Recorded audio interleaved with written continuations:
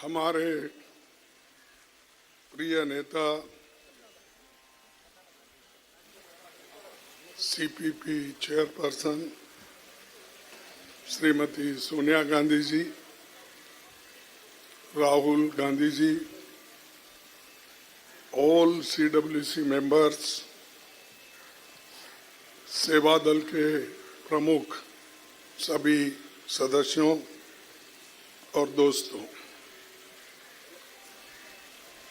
Media के मेरे भाइयों, साथियों, ये 80वें स्वतंत्रता दिवस पर आप सभी को मेरा हार्दिक शुभकामनाएं। आज का ऐतिहासिक दिन केवल स्वतंत्रता के संघर्ष को याद करने का दिन नहीं है, बल्कि ये सवाल पूछने का भी दिन है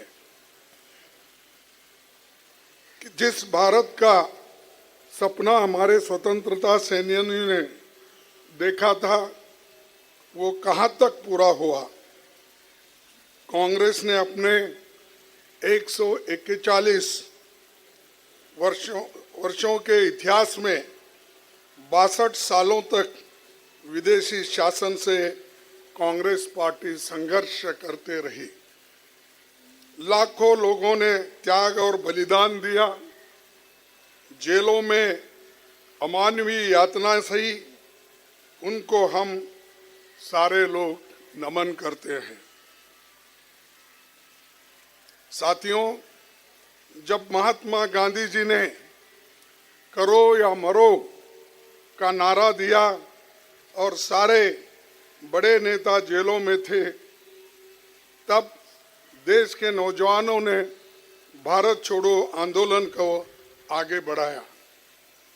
जिस आज़ादी का सपना हमारे सेनानियों ने देखा था, वो केवल विदेश दास्ता से आज़ादी नहीं थी, वो थी गरीबी, भेदभाव, छुआछूत, बेरोजगारी, अन्याय और भय से मुक्ति। आज़ादी के बाद इन्हीं नौजवानों ने राष्ट्र निर्माण में भी एक एक ईंट रखने का काम किया।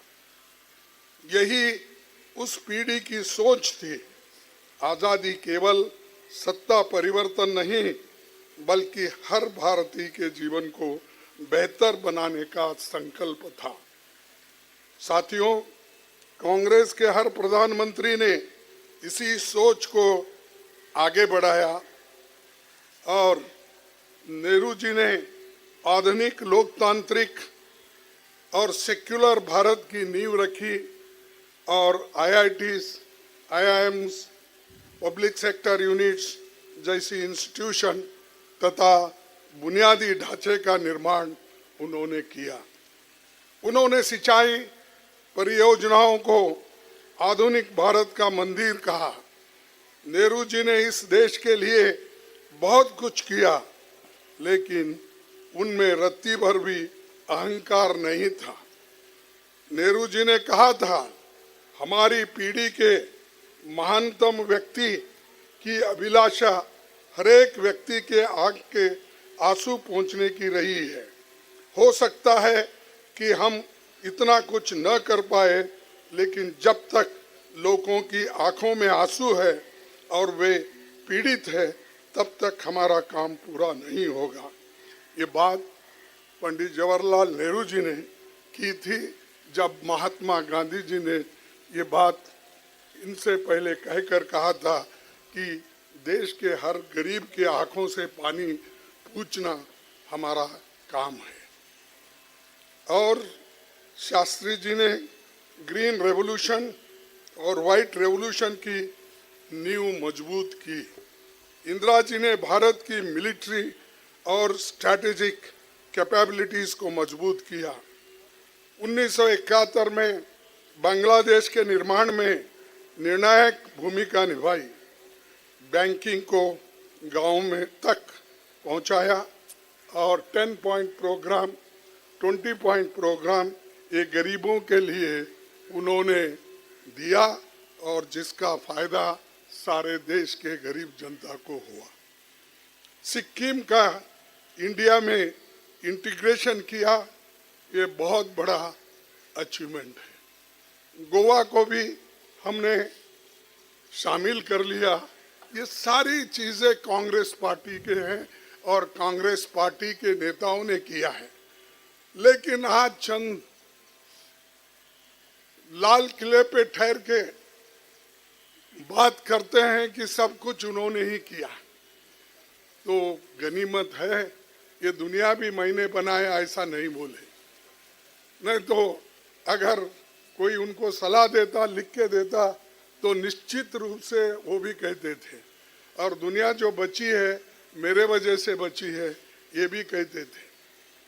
दोस्तों, राजीव गांधी जी ने नॉर्थ ईस्ट और पंजाब में शांति की पहल की, आईटी रेवोल्यूशन की नींव रखी और डिफेंस कैपेबिलिटीज को मजबूत किया, जिसका लाभ बाद में कारगिल युद्ध में भी मिला। उन्होंने नई शिक्षा नीति, स्किल डेवलपमेंट और जवाहर नवोदय विद्यालयों के जरिए युवाओं के लिए नए अवसर बनाए और वोटिंग एज 21 से लेकर घटाकर 18 की। वे चाहते थे कि भारत का नौजवान 21वीं सदी में दुनिया के सामने सीना तान कर खड़ा हो। नरसिंह राव ने भी ग्लोबलाइजेशन के जरिए इंडिया की दुनिया के लिए खोला और उसे एक प्रमुख इन्वेस्टमेंट डेस्टिनेशन बनाने की दिशा में हम आगे बढ़े। मनमोहन सिंह जी की, जो हमारे इकोनॉमिस्ट थे और इकोनॉमिक ग्रोथ के साथ डेवलपमेंट को ह्यूमन फेस दिया। MNREGA, right to education, RTI, forest rights act और नेशनल फूड सिक्योरिटी एक्ट के जरिए नेशनल फूड सिक्योरिटी एक्ट के जरिए गरीब, मजदूर, किसान और कमजोर वर्गों के अधिकारों को मजबूत किया। ये सारा क्रेडिट हमारे सीपीपी नेता श्रीमती सोनिया गांधी जी को जाता है, जिसने पूरी मेहनत करके एक टीम बनाकर उस टीम को पॉलिसी बनाने के लिए कह के ये सारी चीजें जो आज बुनियादी हक के रूप में हमको मिले हैं, गरीबों को मिले हैं, ये इनकी देन है। तो ये हम भूलना नहीं चाहिए। ऐसा एक काम भी आज के सरकार ने नहीं किया। आज के सरकार ने कोई राइट टू, किसी को हक नहीं दिया।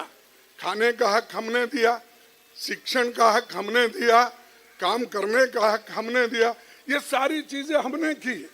लेकिन फिर भी चंद लोगों को आदत है कि जो नहीं किए वो भी मैं किया, ऐसा बोलने का आदत है।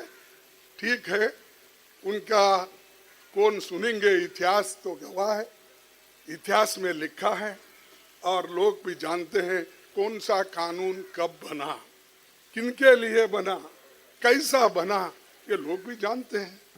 तो दोस्तों, आज जो कुछ भी देश में आपको जो डेवलपमेंट दिख रहा है, ये सब कांग्रेस की देन है और कांग्रेस ने ही बहुत कुछ किया। और आज 90% देन कांग्रेस की है। कहीं नाम बदलना हमने नहीं किया, हमने इंसान को, उसके मासी हालत को बदलने की कोशिश की है, नाम बदलने की कोशिश नहीं की। और ये क्रेडिट लेने का काम करते हैं, करने दो, लेकिन बहुत दिन ये चलेगा नहीं। यही कांग्रेस की परंपरा है। हर प्रधानमंत्री ने अपने समय की चुनौतियों के हिसाब से भारत को आगे बढ़ाया और अगले भारत की नींव रखी।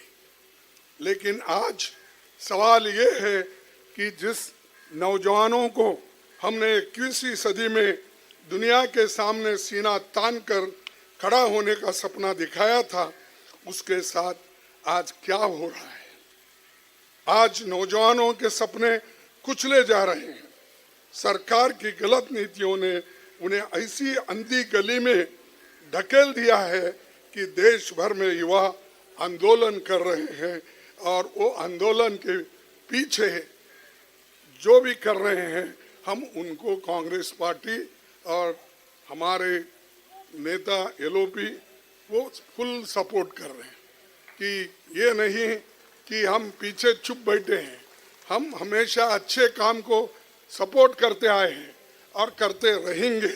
कोई कुछ भी बोलने दो, हमारा काम ये है कि देश के गरीब जनता को, युवाओं को और कमजोर लोगों को आगे लाने का काम हमारा है। आज संविधान हर नागरिक को असहमति और शांतिपूर्ण आंदोलन की अधिकार देता है। अपने हक के लिए सड़कों पर उतरना राष्ट्रद्रोह नहीं है।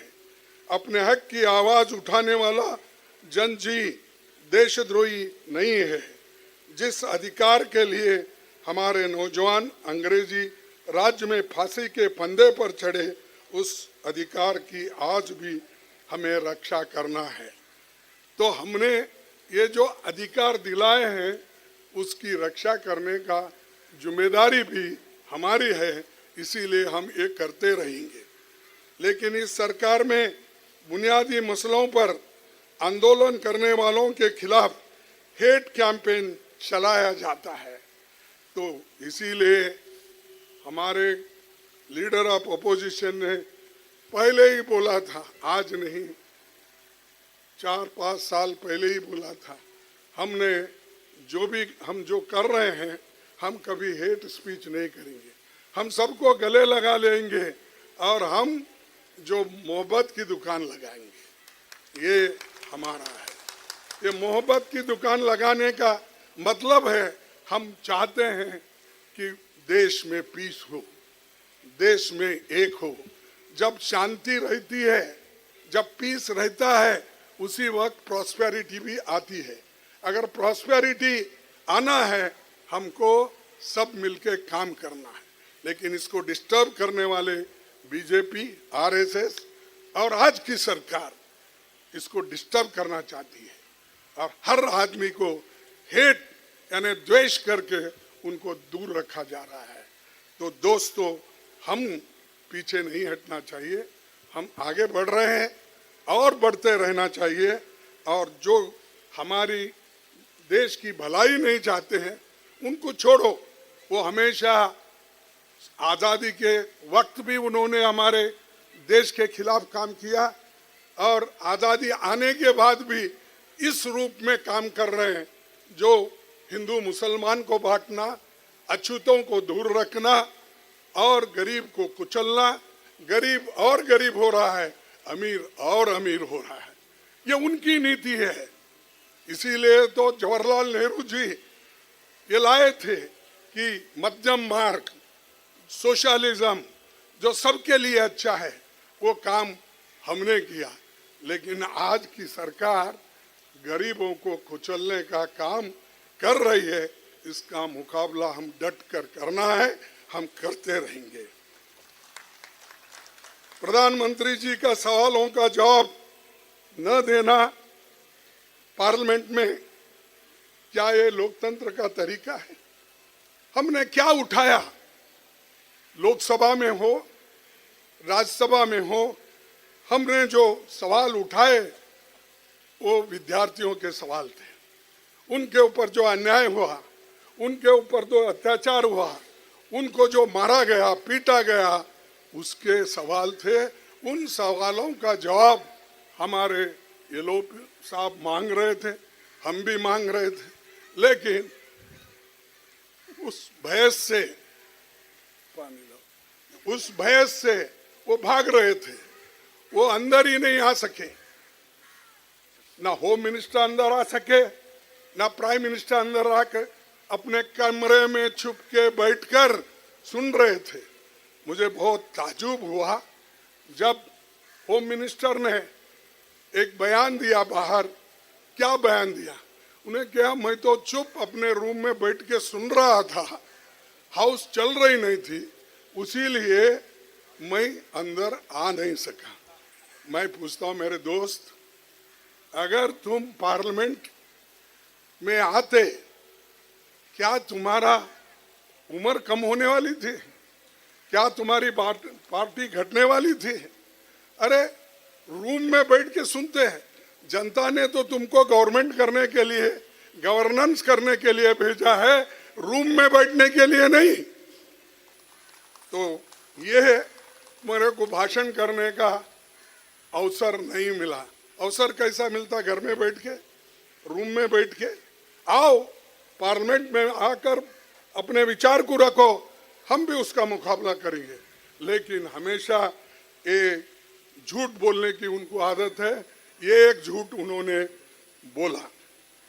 चुनाव आयोग, न्यायपालिका, विश्वविद्यालय, जांच एजेंसियां और मीडिया सरकार के हस्तक्षेप की चपेट में है।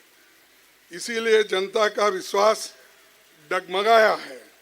इसरो, डीआरडीओ जैसी वैज्ञानिक संस्थाओं से बड़े वैज्ञानिकों और विशेषज्ञों को रेसिग्नेशन भी देना पड़ रहा है।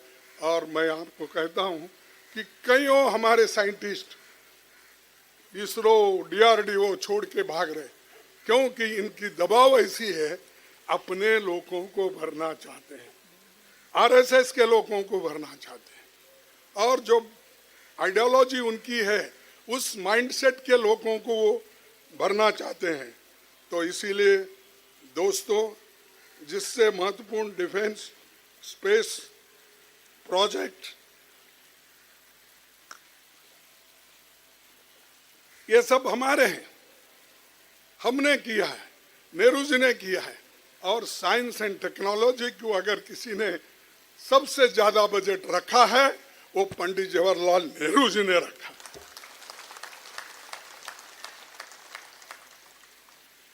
इनके ना जेब में पैसे है, ना दिमाग में विचार है। ये तो मुल्क के लिए कुछ नहीं करते, हमारे को ही करना है। वो जल्द वक्त आ रहा है, हम जरूर करके दिखाएंगे। आज तो मंदिर जैसी आस्था की जगहों पर भी सवाल उठ रहे हैं। गरीब और गरीब होते जा रहा है, अमीर और अमीर हो रहा है। फिर भी गरीब आदमी अपनी छोटी सी कमाई में से 50 रुपए निकालकर मंदिर में श्रद्धा के रूप में दान देता है। राम मंदिर के निर्माण के लिए मोदी जी ने ट्रस्ट बनाया, उसका गठन किया और अपने सबसे भरोसेमंद लोगों को इसकी जिम्मेदारी सौंपी।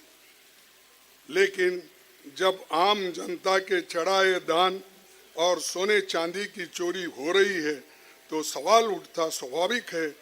आज सवाल ये है कि गरीब की श्रद्धा से दिए गए उस 50 रुपए की भी सुरक्षा नहीं है। ये मोदी जी के राज में। हम उनको टीका नहीं करना चाहते इस आजादी के दिन, लेकिन जो आदमी खुद ट्रस्ट किया, खुद नॉमिनेट किया, खुद झंडा फहराया, खुद उसकी बुनियाद रखी, खुद उसका पूजा करके खुद ही गया, साधु संतों को लेके नहीं गया, खुद ही गया। तो क्योंकि क्रेडिट लेने के लिए, अगर आप सच्ची देशभक्त हो तो इस देश में जो श्रद्धालु लोग हैं, जो राम भक्त हैं, उनको लेकर, उसमें आस्था रखने वाले लोगों को लेकर वो काम कर सकते थे। लेकिन पूजा में भी यही, झंडा चढ़ाने में भी यही, और एक वक्त आएगा यही आदमी देश की झंडा गिराने की भी कोशिश करेगा। क्योंकि बात बहुत बोलते हैं, ये बड़बड़े साहब हैं, बड़बड़े साहब हैं। मैं इसीलिए उनके जैसा झूठा बोलने के लिए नहीं जाता। और मैं यही कहूँगा कि ये जो सोने चांदी चढ़ाए गए हैं, इन चांदियों को, सोने को वो लोग जल्द से जल्द जब्त करके और जो लोग इस चोरी में शामिल हैं उनके ऊपर एक्शन लेना चाहिए। हमारी सोच अलग है। हमारे लिए आज़ादी का मतलब केवल सत्ता में आना नहीं, बल्कि हर नागरिक के जीवन में सम्मान और अवसर लाना है। आज़ादी का असली उत्सव तब होगा जब हर बच्चा स्कूल जाए, सबका सलीके से इलाज हो, सम्मानजनक रोजगार मिले, किसानों, मजदूरों और कमजोर तबकों के साथ न्याय हो, जाति के आधार पर भेदभाव, खासकर छुआछूत पूरी तरह खत्म हो और महिलाओं को मुख्य धारा में आने का पूरा अवसर मिले। हम ऐसा हिंदुस्तान चाहते हैं जहां गरीबी की आवाज सुनी जाए, किसान सम्मान के साथ आगे बढ़े, नौजवान अपने सपनों को पूरा करे और सत्ता के सामने सच बोलने के लिए किसी को भी डरना न पड़े। यही हमारे स्वतंत्रता सेनानियों का सपना था। इसी सपनों को पूरा करना ही हमारा असली आज़ादी है। बस इतना कह के मैं अपने 4 शब्दों को समाप्त करता हूँ। जय हिंद, जय संविधान, जय कांग्रेस, जय हिंद। जय हिंद। क्यों तुम्हारे में दम नहीं है? जय हिंद, जय हिंद, जय हिंद, जय हिंद। धन्यवाद।